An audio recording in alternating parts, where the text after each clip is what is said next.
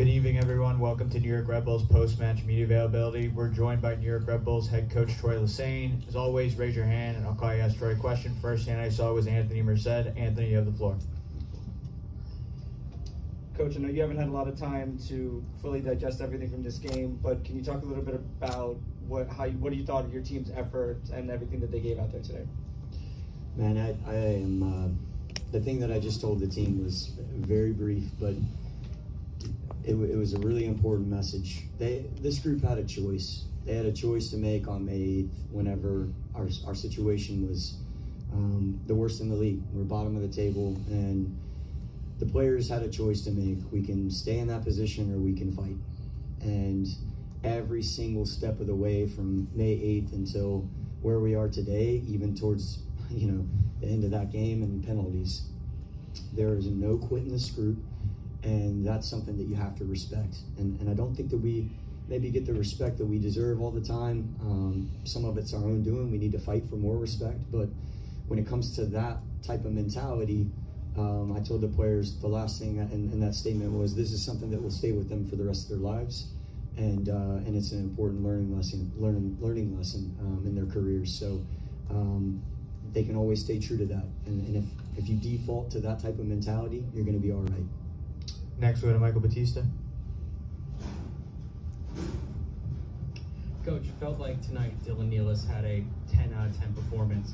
A lot of times, especially in the first half, it feels like he kept the game where it was.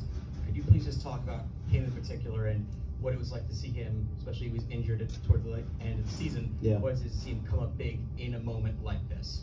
Yeah, when Dylan was in a position in June to make a big decision on does he have surgery or not, he probably could have kept going at that point and been at 70%, and that's the type of person he was to just say, hey, I'm willing to do that, but I'm not going to be fully fit.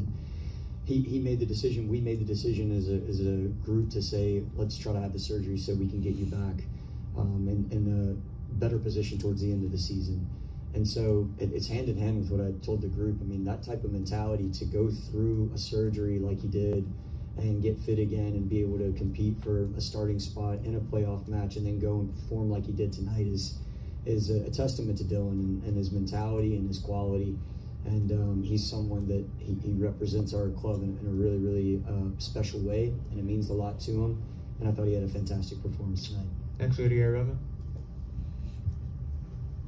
Coach, basically what I saw was a team that had a very heroic performance.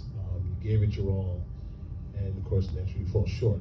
Given the fact that you're going to have an off season, would you like to see the same group together with more additional pieces to give it a more good run for 2024? Because based on what I saw, if this was all about, you went up against the #1 team with your bench and you gave it your all. Is this something you want to look forward to going to 2024?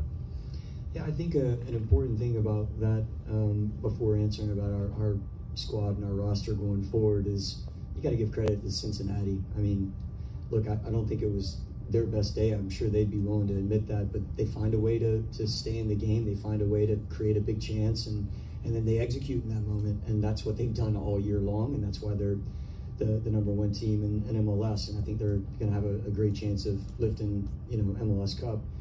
So credit to Pat and his staff, that take nothing away from how they've gone about their business this year.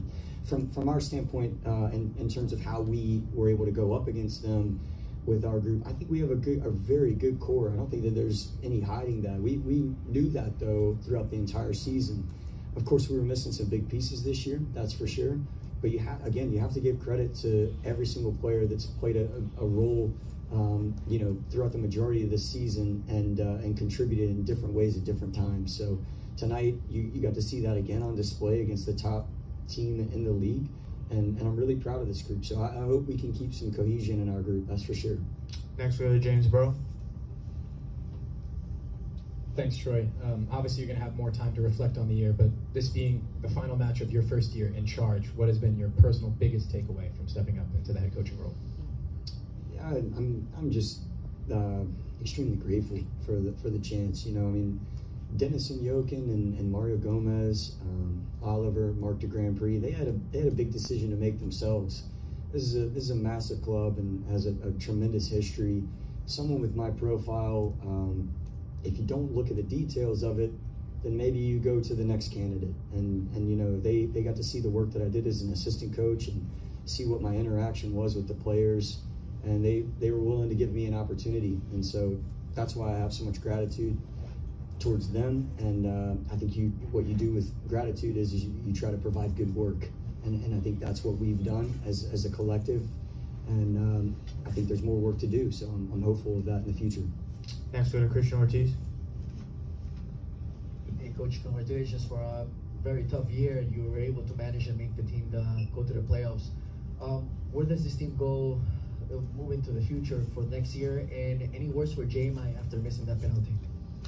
Yeah, similar to the conversation about the roster in terms of just trying to keep some cohesion in the group. I think that's something that we'll look at in the coming days, the next couple of weeks. But I also said this loud and clear about where we finish the season. It's great to make the playoffs for a 14th straight season as a club. That's something that doesn't just need to be a throwaway. Every club that's not in the playoffs would love to be in our position going into these matches and competing at this level against Cincinnati. But we do need to make improvements as a club. We have to do better, and I think there's a greater expectation of what this club can be and has been before. For J-Mai, we're not here without J-Mai. So this is a moment for him that, he's got to face not hitting the game-winning penalty, and he'll do that because he's the type of person that will want to step up in that position again whenever his name's called. And man, I'm just incredibly proud to work with him and everything he's done for us this year. Hey everyone, we have time for 2 more questions with Coach. First, go to Daniel Feuerstein, then we'll finish up with John Lupo. Troy, I thought Kyle Duncan had his best match in this playoff game against Cincinnati. He looked really poised. Ball control was spot on. How much work have you done with him? And also, Carlos probably had the best second half since the poor start this season. Talk about him as well, please. Yeah, Kyle is again a player that he's been with the club for a few years, and he's an academy product. But he continues to come in every single day and try to learn and improve and get better at his craft. And that's the type of mentality that as a coach you just appreciate working with. And so I think he's taken really, really big steps, particularly in the last couple of months, to evolve his game, and I think he'll continue to do so in the future. Carlos made some big saves tonight. I think he really kept us in the game with a couple saves in the first half, and even in the second half he was just rock solid. So he's been that way and brought a lot of the experience that he's gained internationally. That's been a big deal towards his development, and I think he's one of the top goalkeepers in this league. And we'll finish up with John Lupo. Troy, first of all, congratulations on making the playoffs and winning a game. Another good season for the club. Just to piggyback off of what Dan said, just talk about Carlos. We know how good he was tonight, but you said it, he's grown, he's developed, he's gotten international experience. Just talk about his play on the season as a whole and how he was able to maintain, for the most part, such a high level all season. Yeah, he's Carlos is someone that is really focused. So every day he is coming in and he looks at the details in the game that can help him improve and help our team improve ultimately. And he's really critical of himself and his teammates when he needs to be. He's a very good leader. I think he's developed in that aspect as vice captain in a big way. So again, another guy that's a pleasure to work with and make